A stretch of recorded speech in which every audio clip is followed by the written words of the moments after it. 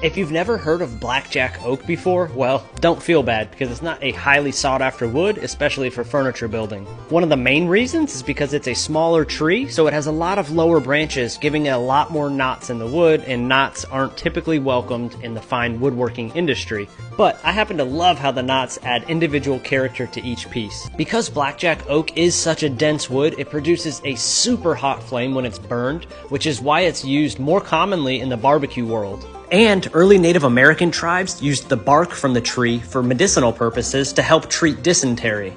And more specifically, the Choctaw actually used Blackjack Oak as medicine to help aid in childbirth. Blackjack Oak can be found throughout most of the eastern United States and even as far west as Texas.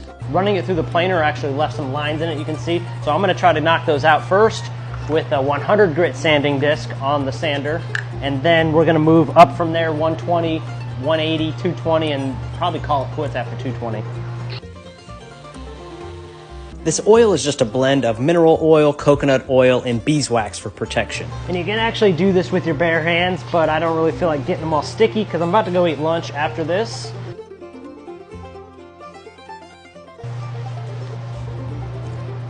Alright, I guess I'm going gloveless.